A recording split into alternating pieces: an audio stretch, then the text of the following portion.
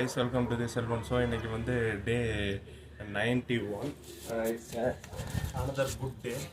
தென்னாட்டோட சிவனை போற்றி எந்நாட்டவருக்கும் இறைவா போற்றி. இது செகண்ட் டைம் ஷூட் வந்து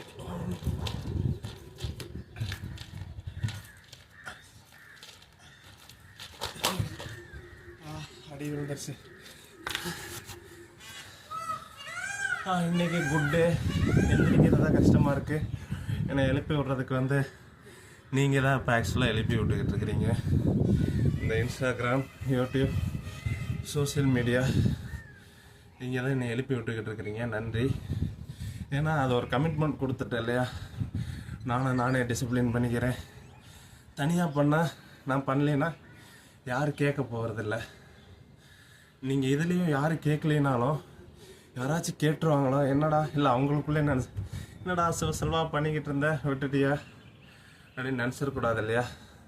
அதனால தான் தைக்கி முக்கி 21 28 ஆக்கி 28 48 ஆக்கி 48 வந்து 75 ஆக்கி 75 வந்து 100 ஆக்கி 100 ஆக்கியாச்சு. அதனால் குட். இன்றைக்கி அனதர் குட் டே. இன்றைக்கி வந்து என்னென்னா அதிகமாக ஸ்வெட்டே ஆகலை. நிறையா ஒர்க் அவுட்டும் பண்ணி பார்த்துட்டேன்.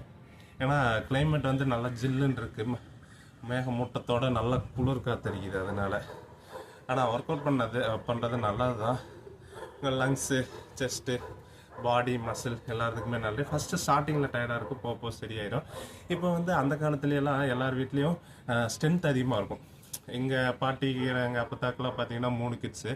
எங்கள் அம்மாயோட அப்பத்தாக்கு, எங்கள் அம்மாயோட அம்மாவுக்கெல்லாம் எத்தனை பேர்? 4 பேர். அந்த மாதிரி 4 பேர் தான். அதுக்கப்புறம் தான் 2 1 அந்த மாதிரி. இப்போலாம் அதிகபட்சமே 2 3 பார்க்குறது ரேரு. அந்த மாதிரி ஆகிப்போச்சு 3 கிட்ஸ் பண்ணுறதெல்லாம்.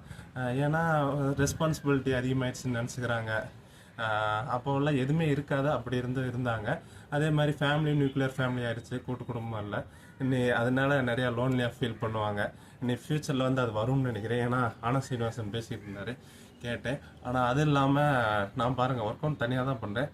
ஆனால் அதை ரீச் பண்ணுறதுக்கு நீங்கள் இருக்கிறீங்க. என்னை டிசிப்ளின் பண்ணுறதுக்கும் சோசியல் மீடியா இருக்குது, யூடியூப் இருக்குது.